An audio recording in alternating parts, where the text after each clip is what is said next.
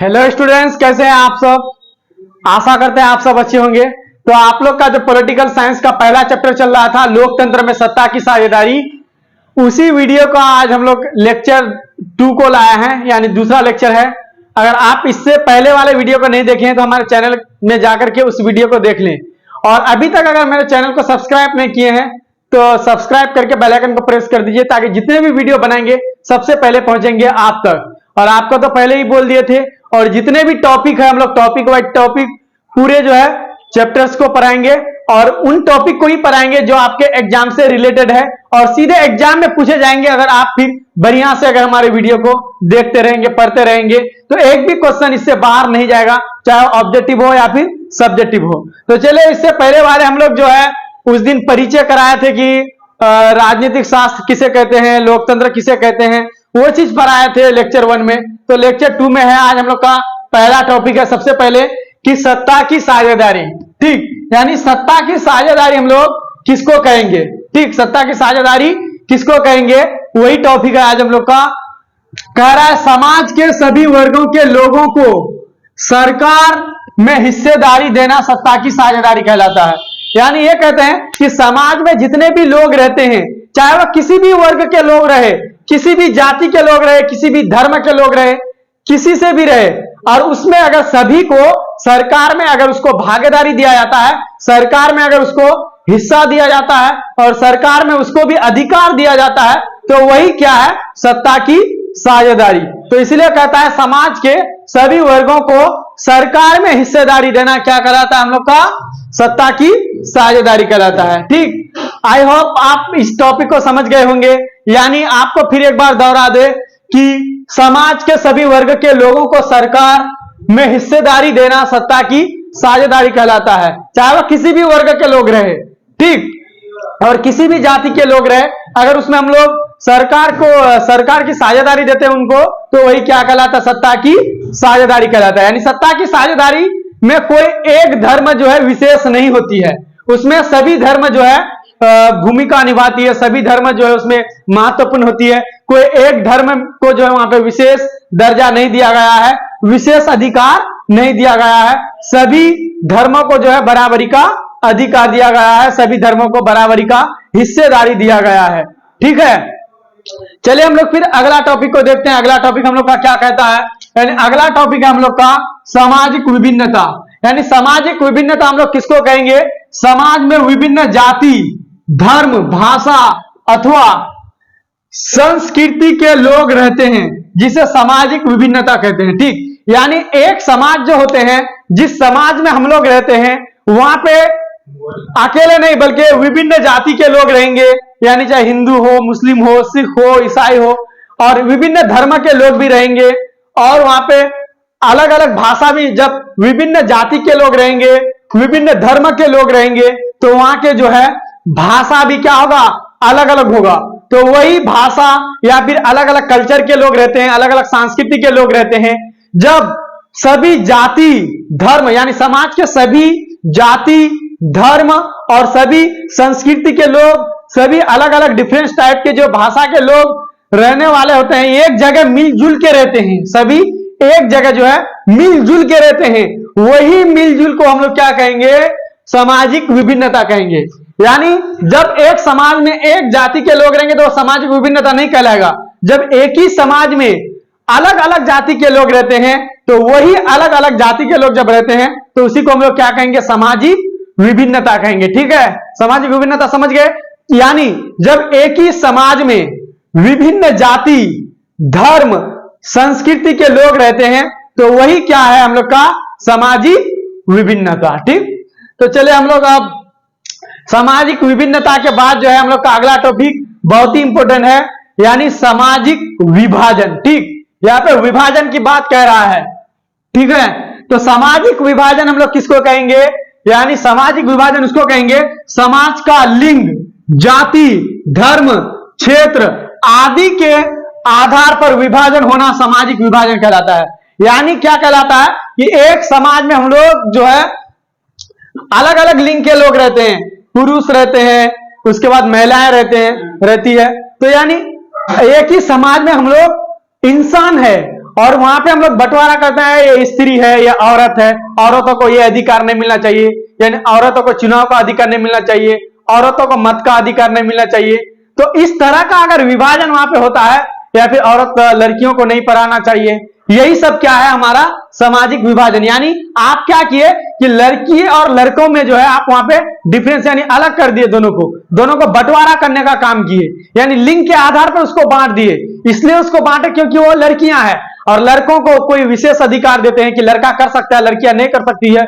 तो इसी को हम लोग क्या कहेंगे, हम लोग सामाजिक विभाजन कहेंगे। या फिर वहां पे जाति के आधार पर हम लोग भेदभाव करते हैं, एक ही समाज में सभी लोग रहते हैं लेकिन जाति अलग अलग है, तो उसको हम लोग बंटवारा करते हैं कि आप हिंदू जाति के हैं, मुस्लिम जाति के हैं, सिख है, ईसाई है, ऐसे हम लोग अगर बंटवारा करते हैं तो वही भी क्या हो गया, एक सामाजिक विभाजन हो गया। उसके बाद हम लोग धर्म के आधार पर, क्षेत्र के आधार पर, यानी सभी जो है क्षेत्र कैसे हो जाता है कि यानी एक ही समाज में हम लोग रहते हैं और जगह के आधार पर जो है उसको बंटवारा कर देते हैं कि आपका जगह जो है फलाना जगह से फलाना जगह तक है, तो वही जो क्या हो गया आपका क्षेत्र के आधार पर आप बंटवारा कर दिए। तो यानी समाज में जब एक ही समाज का जो है लिंग के आधार पर, जाति के आधार पर, धर्म के आधार पर, क्षेत्र के आधार पर जब हम लोग विभाजन करते हैं, बंटवारा करते हैं, अलग कर देते हैं, तो वही हम लोग का क्या कहलाएगा, सामाजिक विभाजन कहलाएगा। ठीक, यानी अब अगला टॉपिक है हम लोग का कि सामाजिक विभाजन का आधार, यानी सामाजिक जो विभाजन होता है उसका मुख्य आधार कौन कौन से हैं, किस आधार पर जो है सामाजिक विभाजन होता है, सामाजिक विभाजन का आधार कौन कौन से हैं। तो सबसे पहले सामाजिक विभाजन का जो आधार होते हैं वो जो होते हैं क्या, भाषा होते हैं। ठीक, क्या होते हैं, भाषा होते हैं। यानी अलग अलग जब भाषा लोग बोलते हैं तो उसको जो हम लोग सामाजिक, यानी संथाल के भाषा अलग होते हैं, उसके बाद जो है और भी कोई जाति होते हैं उसके अलग होते हैं, सबका अलग अलग जो भाषाएं होती है, तो उसके आधार पे हम लोग क्या कह देते हैं कि वो फलाना जाति का है, तो उसको हम लोग विभाजन कर देते हैं, बंटवारा कर देते हैं कि यानी भाई आप दूसरे भाषाओं को बोलते हैं, आप हमारे जाति में नहीं आ सकते हैं, आपका जाति अलग है, तो उसको हम लोग क्या कर देते हैं, विभाजन कर देते हैं, बंटवारा कर देते हैं। तो सबसे पहले हम लोग जो है भाषा के आधार पर जो है हम लोग सामाजिक विभाजन करते हैं। ठीक, उसके बाद जो है क्षेत्र के आधार पर करते हैं, यानी ये हमारा जो है समाज हुआ। ठीक, अब समाज में जो है सभी जाति के लोग रहते हैं, तो यहाँ पे जो है एक जगह मिलजुल के रहते हैं। आप यहाँ पे इसको बंटवारा कर देते हैं कि आपका क्षेत्र यहाँ से यहाँ तक हो गया, आप उधर अलग से रहिए, हमारा इधर नहीं आ सकते हैं। ठीक, और इधर वाला बोलता है आप मेरे तरफ नहीं आ सकते हैं। ठीक है, तो ये क्षेत्र के आधार पर बंटवारा हुआ, ये बोलता है मेरे तरफ नहीं, यानी चारों जब जो है यहाँ पे एक ही समाज हुआ। अब एक ही समाज में जो है लोग क्षेत्र के आधार पर जो है यहाँ पे जो बंटवारा होते हैं, यही जो है ए बोलता है डी के तरफ नहीं आ सकते, यानी सी बोलता है बी के तरफ नहीं आ सकते हैं। ऐसे जो है सामाजिक जो है विभाजन को जो है क्या कहते हैं हम लोग, क्षेत्र के आधार पर जो है विभाजन कहते हैं। तो क्षेत्र के आधार पर भी जो है समाज का विभाजन होता है। ठीक है, उसके बाद जो है जाति के आधार पर भी जो होता है विभाजन, यानी कि आप जो है हिंदू जाति के, मुस्लिम के, सिख है, ईसाई है, ऐसे जातियों के लोग जो है यहाँ पे विभाजन होता है, तो इसको भी हम लोग जो है हम लोग जाति के आधार पर कहेंगे। ठीक, उसके बाद धर्म के आधार पर भी होते हैं, लिंग के आधार पर बता दिए, औरत मर्द, यानी वहां पे कह देते हैं कि स्त्री और पुरुष के आधार पर जो बंटवारा करते हैं वो सामाजिक विभाजन का वो भी एक आधार है, लिंग के आधार पर भी है। ठीक, और संस्कृति के आधार पर बोली दिए, सबका कल्चर अलग अलग होता है, यानी जितने भी जाति होते हैं, जितने भी धर्म होते हैं, सबका जो है कल्चर जो होते हैं वो अलग अलग होते हैं, तो वही क्या है, संस्कृति के आधार पर विभाजन होते हैं। चलिए फिर अगले टॉपिक को देखते हैं। अगला टॉपिक में हम लोग का जो है 3 संविधान के अनुच्छेद के बारे में हम लोग पढ़ेंगे। सबसे पहले हम लोग पढ़ेंगे अनुच्छेद 19, अनुच्छेद 15 और अनुच्छेद 17। इन तीनों अनुच्छेद को पढ़ेंगे, तीनों अनुच्छेद पढ़ना अनिवार्य है। तो सबसे ज्यादा जो इंपोर्टेंट है इन सभी अनुच्छेदों में अनुच्छेद 19 है, इससे बहुत ज्यादा प्रश्न पूछे जाते हैं। तो कैसे प्रश्न को पूछे जाते हैं उनके बारे में भी आपको बताएंगे बारी बारी से। तो देखिए फिर अनुच्छेद 19 हम लोग का क्या कर रहा है, अनुच्छेद 19 कह रहा है इसमें भारत के सभी नागरिक को स्वतंत्रता का अधिकार दिया गया है। यानी अगर आप भारत के नागरिक हैं तो भारत के नागरिक होने के नाते आपको स्वतंत्रता का अधिकार दिया गया है। यानी स्वतंत्रता का अधिकार का मतलब यह है कि आप स्वतंत्र हैं, किसी के जो है आप बंदिश में नहीं है, या फिर किसी के आप जो हिरासत में नहीं है, किसी के अधीन में नहीं है। तो आप जो है बिल्कुल स्वतंत्र, आप अपने मर्जी से संविधान के तहत आप कुछ भी कर सकते हैं। आप जैसे स्वतंत्र हैं तो आप अपने संविधान के अनुच्छेद 19 के तहत आप जो है अपने से कहीं पे भी निवास कर सकते हैं और आप किसी भी भाषा को अपना सकते हैं, किसी भी जाति को, किसी भी धर्म को जो है अपना सकते हैं। आप उनसे जो है बिल्कुल स्वतंत्र है। यानी कह रहा है आगे कि इसमें सभी नागरिक को अपने पसंद के अनुसार कहीं भी निवास करने का अधिकार प्राप्त है। यानी आप अगर भारत के नागरिक हैं तो आप अपने पसंद के अनुसार कहीं पे भी जाकर के आप निवास कर सकते हैं। मान के चले आप बिहार में आप जो है पैदा हुए, तो बिहार से जाकर के आप दिल्ली में जाकर के भी जो है वहां पे अपना आप निवास स्थान बना सकते हैं, या तो फिर मुंबई में जाकर के अपना निवास स्थान बना सकते हैं, बेंगलोर में जाकर के अपना निवास स्थान बना सकते हैं, यूपी में जाकर के निवास स्थान बना सकते हैं। तो वो जो अधिकार आपको दिया गया है आपने पसंद के अनुसार निवास स्थान को चुनना, तो आप जो है अनुच्छेद 19 के तहत आप लोग को वो अधिकार दिया गया है, सभी को अधिकार दिया गया है। यदि हम लोग भारत के नागरिक हैं तभी वो अधिकार दिया गया है। उसके बाद कह रहा है तथा इसमें सभी नागरिक को कहीं भी कारोबार करने का अधिकार प्राप्त है। समझे? तो क्या कह रहा है, अगर आप कहीं का भी नागरिक हैं तो उससे आपको मतलब नहीं है। आप भारत के अगर नागरिक हैं, किसी भी राज्य में पैदा हुए, तो आप कारोबार जाकर के कहीं पे भी कर सकते हैं। सपोज दैट आपको आप बता ही दिए इससे पहले कि जिस तरह से कि आप अगर बिहार में पैदा हुए तो आप मुंबई में जाकर के कोई कारोबार कर सकते हैं, दिल्ली में जाकर के कारोबार कर सकते हैं, आप यूपी में जाकर के कारोबार कर सकते हैं, बेंगलुरु में जाकर के कारोबार कर सकते हैं। तो वो अधिकार आपको जो है प्राप्त है तो अनुच्छेद 19 में है। अगर कोई भी व्यक्ति अगर आपको कहता है कि आप अगर दूसरे राज्यों में जाकर के आप अगर कोई कारोबार करते हैं, वहां पे अगर कोई बाधाएं डालती है, मना कर दी कि आप ये कारोबार यहाँ पे नहीं कर सकते हैं, तो आप उसको कह सकते हैं कि अनुच्छेद 19 क्या कहता है। तो अनुच्छेद 19 ने जो है हमको अधिकार दिया है, हम कहीं पे भी अपना निवास स्थान बना सकते हैं, हम कहीं पे भी जो है कारोबार कर सकते हैं। तो आपको यहां से कैसे क्वेश्चन पूछा जाएगा कि क्वेश्चन ये पूछा जाएगा संविधान के किस अनुच्छेद के तहत सभी व्यक्तियों को स्वतंत्रता का अधिकार दिया गया है। तो आपको वहां पे 4 अनुच्छेद दिया हुआ रहेगा। तो अनुच्छेद 19 जो है आपको स्वतंत्रता का अधिकार दिया है। आप किसी भी धर्म को इसके तहत अपना सकते हैं, किसी भी जाति को अपना सकते हैं, या फिर आप जो है किसी भी भाषा को अपना सकते हैं, किसी भी संस्कृति को अपना सकते हैं। वो अधिकार आपको जो दिया है वो अनुच्छेद 19 दिया है। ठीक है, तो चलिए फिर हम लोग आगे टॉपिक को देखते हैं। अगला टॉपिक है अनुच्छेद 15। यानी अनुच्छेद 15 क्या कहता है, यानी यह कह रहा है कि इसमें सभी धर्म, जाति या वंश के आधार पर किसी भी प्रकार का भेदभाव निषेध है। यानी इसमें क्या है कि जाति के आधार पर अगर आप भेदभाव करते हैं तो आपको मना है, बिल्कुल मना करता है। कौन? अनुच्छेद 15। किसी भी धर्म के आधार पर अगर आप भेदभाव करते हैं तो वो भी आपको मना है। आपके साथ अगर कोई जाति के आधार पर भेदभाव करते हैं तो वो भी जो आपको मना है। वंश के आधार पर अगर आपको भेदभाव करते हैं तो वो भी मना है। अगर आप कहीं पे भी हैं, भारत के नागरिक हैं, दूसरे स्टेट में जाते हैं, दूसरे राज्य में जाते हैं, अगर आपको वहां पे बोलेगा आप फलाना धर्म के हैं, आप ये काम नहीं कर सकते हैं, तो वहां पे आप उसको डायरेक्ट जवाब दे सकते हैं कि अनुच्छेद 15 ने क्या अधिकार हमको दिया है। संविधान के जो अनुच्छेद 15 है तो क्या कहता है कि आप धर्म के आधार पर भेदभाव नहीं कर सकते, धर्म के आधार पर आप बंटवारा नहीं कर सकते हैं, जाति के आधार पर आप बंटवारा नहीं कर सकते, जाति के आधार पर आप जो है भेदभाव नहीं कर सकते हैं। अगर आपको कहीं पे भी जाति के आधार पर किसी भी काम में जो है आपके साथ भेदभाव करके आपको अगर बाधाएं डालती है तो आप जो वहां पे अनुच्छेद 15 के तहत उस पे जो कार्रवाई कर सकते हैं, क्योंकि संविधान सबके लिए बराबर है। चाहे वो कोई भी व्यक्ति हो, चाहे वो अमीर हो, गरीब हो, कोई भी हो, सबके लिए संविधान जो है बराबर अधिकार दिया है। तो अनुच्छेद 15 हमको यही कहते हैं कि आप धर्म के आधार पर बंटवारा नहीं कर सकते हैं, जाति के आधार पर आप बंटवारा नहीं कर सकते, वंश के आधार पर बंटवारा नहीं कर सकते हैं।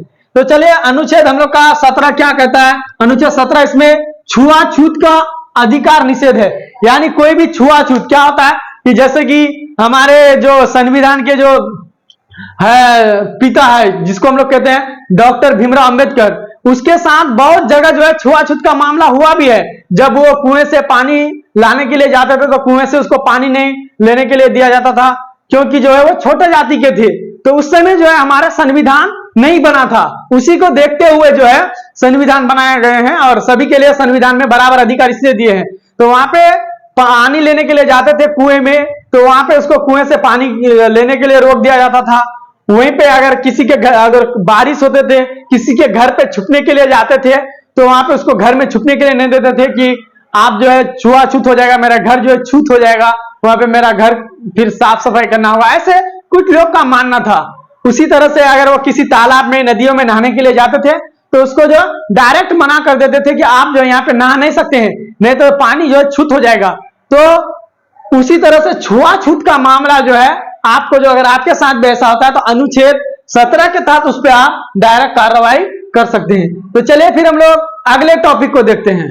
अगला टॉपिक हम लोग का कह रहा है कि लोकतंत्र में द्वंद्व, यानी लोकतंत्र में द्वंद्व किसको कहेंगे? यानी देखो, लोकतंत्र समानता पर आधारित शासन व्यवस्था है। यानी लोकतंत्र समानता पर आधारित शासन व्यवस्था कैसे है? क्योंकि लोकतंत्र में सभी को समता का अधिकार दिया गया है, सभी को बराबर का अधिकार दिया गया है। अगर आप भारत के रहने वाले हैं तो भारत में कैसा शासन व्यवस्था चलता है? लोकतांत्रिक शासन व्यवस्था चलता है। तो जब भारत में लोकतांत्रिक शासन व्यवस्था चलता है तो लोकतांत्रिक शासन व्यवस्था में सभी को समता का अधिकार दिया गया है, सभी को बराबर का अधिकार दिया गया है। किसी को ये नहीं कि आप अगर अमीर हैं तो आपको ज्यादा बड़ा अधिकार दे दिया गया है, कोई अगर गरीब है तो उसको छोटा अधिकार दिया गया है। तो यहाँ पे किसी भी तरह का भेदभाव जो है निषेध ही है और सभी को समता का अधिकार दिया गया है, सभी को जो है बराबर का अधिकार दिया गया है, समझे? तो उसी तरह से क्या है कि लेकिन विभिन्न लोकतांत्रिक पद्धतियों में कुछ लोकतांत्रिक पद्धति ऐसा है कि जिसमें विरोध भाषा के कई उदाहरण मिलते हैं, इसे ही लोकतंत्र में द्वंद्वता कहा जाता है। यानी लोकतंत्र जो है समानता पर आधारित शासन व्यवस्था है, लेकिन कुछ ऐसा भी जो है लोकतांत्रिक पद्धति है जिसमें विरोध भाषा के कई उदाहरण शामिल है। यानी विरोध भाषा के कई उदाहरण कैसे कि लोगों को जो जाति के आधार पर भेदभाव होता है वो लोकतांत्रिक इजाजत दे देता है कि आप ऐसा कर सकते हैं। क्यों नहीं कर सकते? क्योंकि आप शुरू से ही जो है सदियों से जो है फलाना जाति के जो है बने हुए हैं, तो आप कैसे नहीं ऐसा कर सकते? कर सकते हैं। तो वही जो है आपका लोकतंत्र में क्या हो जाता है? द्वंद्व हो जाता है। यानी लोकतंत्र में द्वंद्व क्या कि किसी देश में लोकतांत्रिक जो है शासन व्यवस्था जो है पूर्ण रूप से सभी को समान अधिकार, समता का अधिकार, बराबर का अधिकार दे दिया गया है, और वही लोकतंत्र जब दूसरे देशों में अपनाया जाता है तो जाति के आधार पर भेदभाव किया जाता है, नस्ल के आधार पर भेदभाव किया जाता है, वहीं पे जो है लिंग के आधार पर भेदभाव किया जाता है। यानी लोकतंत्र, एक ही लोकतंत्र जो है दो रूप से चलता है, वही लोकतंत्र जो है लोकतंत्र में द्वंद्व कहलाता है।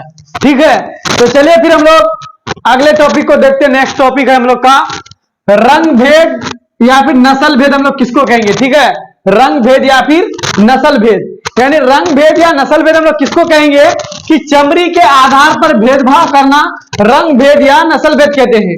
यानी हम लोग दो व्यक्ति हैं और एक गोरे होते हैं और एक काले होते हैं, तो वही जब गोरे और काले के आधार पर लोगों का बंटवारा किया जाता है उसी को हम लोग क्या कहेंगे?